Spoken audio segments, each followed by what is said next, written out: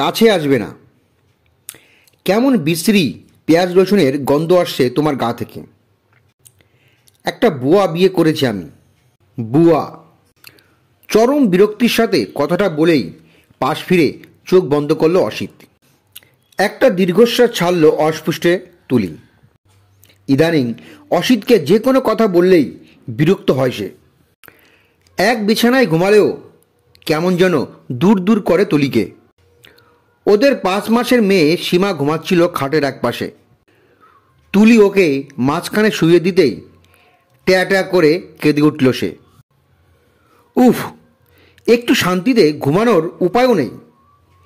জানি যে সকালে উঠলেই অফিসে ছুটতে হবে আমাকে। সারাটা দিন বাসায় বসে কী যে করে কি জানি।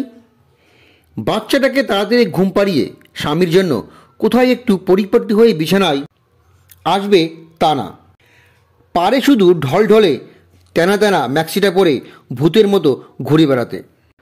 গজগজ করে ফুঁসতে ফুঁসতে ঘর থেকে বেরিয়ে ড্রয়িং রুমের সোফায় এসে শুয়ে পড়ল অসিত। খুব সুন্দর মিষ্টি একটা মুখ দেখল অসিত। আরও একটু কাছে যেতেই স্পষ্ট হলো, হ্যাঁ, রিয়া। কি দারুণ করে হাসে রিয়া। হাসলেই গোলাপি গালে টোল পড়ে তার। কি হলো, ভূমিকম্প নাকি? এই ওঠো, এখানে অনেক মশা, শোবে চলো। তুলি ডাকছিল অসিতকে। মেয়েকে খাইয়ে ডাইপার বদলিয়ে ঘুম পাড়িয়ে অসিতকে ডাকতে এসেছে সে। না, রিয়াকে নিয়ে সুন্দর স্বপ্নটা আজও শেষ পর্যন্ত দেখতে পারল না অসিত। অফিসে অসিতের কলিগ রিয়ার পাশ দিয়ে যতবার গেছে অসিত, এক মাতাল করা সুগন্ধি যেন এসে লাগে তার নাকে।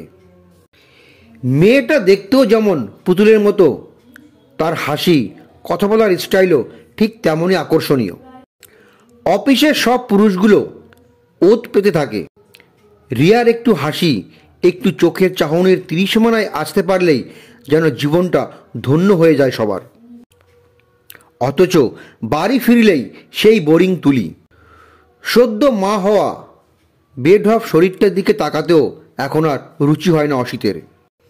বিশ্ববিদ্যালয়ে পড়ার সময় অসিত তুলি যখন চুটিয়ে প্রেম করত, তখন স্বপ্নেও কল্পনা করতে পারিনি ফিনফেনে পাতলা গরমের ভীষণ পরিপাটি পোশাকের তুলি একদিন এভাবে বদলে যাবে। কি একটা অপরাধ বোধ দিনের পর দিন যেন কুরে কুরে খায় তুলিকে।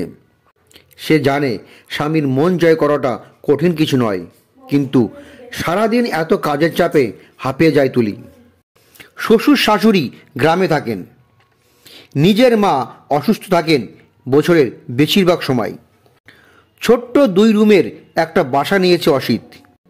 কাজে সাহায্যকারিণীকে 2 কাজের বেশি কাজ দেবার মতো সামর্থ্যও নেই তাদের।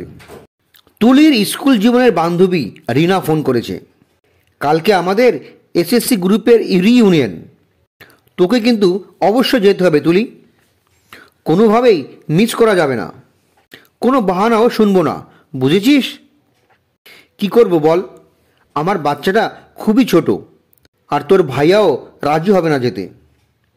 উফ, আমি তোর কোনো কথাই শুনবো না। তুই এখনই বাসার ঠিকানা আমাকে পাঠিয়ে দে। পরদিন রিনা এসে প্রায় এরকম জোর করেই নিয়ে গেল তুলিকে। ওখানে যাবার পর সবাইকে অনেক আদর করলো তুলির ছোট্ট মেয়েটাকে। সেই স্কুল জীবনের প্রিয় মুখগুলোর সাথে দেখা হলো, শ্রদ্ধেয় শিক্ষক শিক্ষিকাদের সাথে কথা হলো। পুরনো রঙিন দিনগুলো যেন ভেসে উঠতে লাগলো চোখের উপর। ওর সব বান্ধবীরাই জামাই সহ উপস্থিত, অথচ অসিত কখনো যেতে রাজি হয় না। তুলির আরেক বান্ধবীও গেছে 5-6 মাসের বাচ্চা সহ। ওখানে প্রোগ্রামের পুরোটা সময় বাচ্চা তার বাবার কোলে। পিলো পাসিং খেলার সময় জাহানারা ম্যাডাম তুলির বাচ্চাকে এগিয়ে এসে কোলে তুলে নিলেন। উনি ছিলেন বাংলার শিক্ষিকা। বললেন, যাও আনন্দ করো, রোজ রোজ তো আর এমন সুযোগ পাবে না। স্কুল জীবনে তুলির বেশ জনপ্রিয়তা ছিল। পড়ালেখায়, খেলাধুলায় আর কালচারাল প্রোগ্রামে বরাবরই ভালো ছিল তুলি। এখনও অসিত ছাড়া সবার কাছেই কদর আছে তার।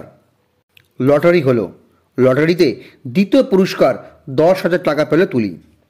খুব খুশি সে আজ। রিনাকে বাসায় আসতে বলল সে যে কোনো একদিন সময় করে, কি না কি জরুরি কথা আছে তার। রিনা যেদিন এলো সব কিছু খুলে বলল তুলি তাকে। রিনা বলল তুলিকে, তুই আবার আগের মতো হয়ে যা, স্বামীকে নিয়ে অতিরিক্ত চিন্তা করা বাদ দে।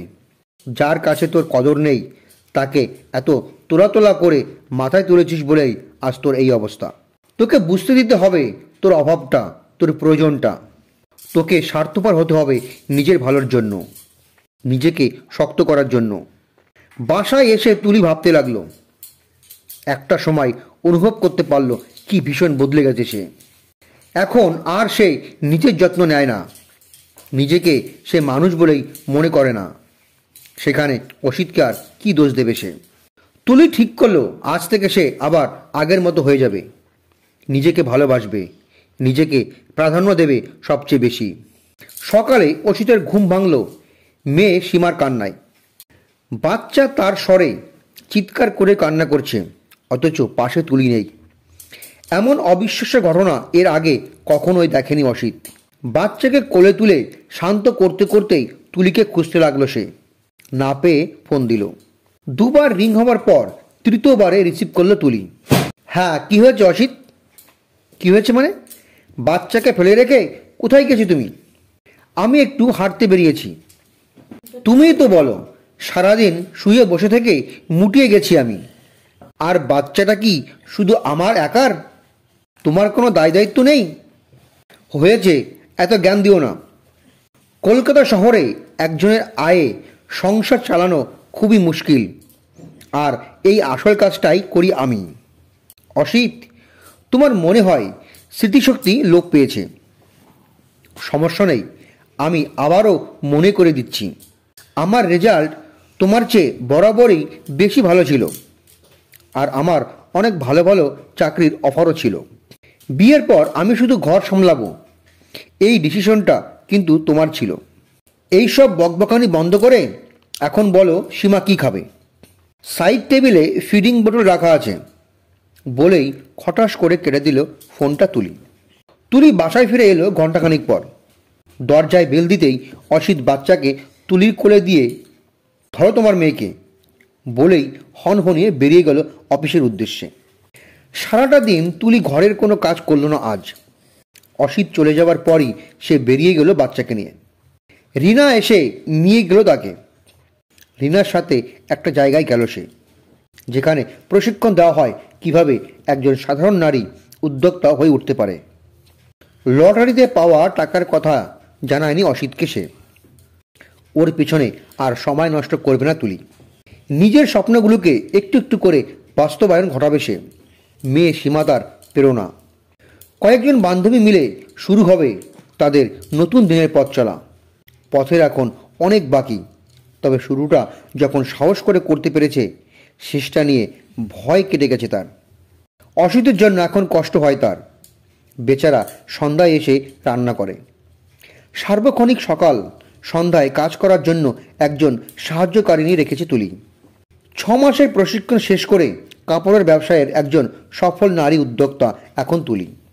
অফিস কলিগ রিয়ার দিকে ঘুরে তাকানোর সাহস আর নেই অসিতের। রিয়ার পিছনে প্রচুর টাকা খরচ করে অবশেষে বুঝতে পারল সে, রিয়ার দৌড় আরও উপর মহলে। শেষে চাকরি নিয়ে টানাটানি দেওয়ালে পিঠ ঠেকে। প্রাণটা বেরিয়ে যায় দশা। একদিন অসিত অফিস থেকে ফিরে মাপ চাইল তুলির কাছে। অসিত যে তার অফিস কামাই করে ঘুরতে যেত, রিয়ার সাথে রেস্টুরেন্টে খেত, এসবই কানে আসে তুলির। চাউর হয় অফিস মহলেও। তুলি একটা শর্ত দিল অসিতকে, রাতের রান্না আর সন্ধ্যার পর থেকে বাচ্চার দেখাশোনা করবে তুমি। তারপর আমি বরং ভেবে দেখব তোমার মতো মানুষকে ক্ষমা করা যায় কিনা। লজ্জা যেন মরে যেতে ইচ্ছা করেছিল তখন অসিতের। তখনই প্রথমবারের মতো খেয়াল করল অসিত তুলিকে। যত্ন নিতে নিতে নিজেকে রূপসী করে তুলেছে তুলি। না, আর কখনো কষ্ট দেব না তুলিকে সে।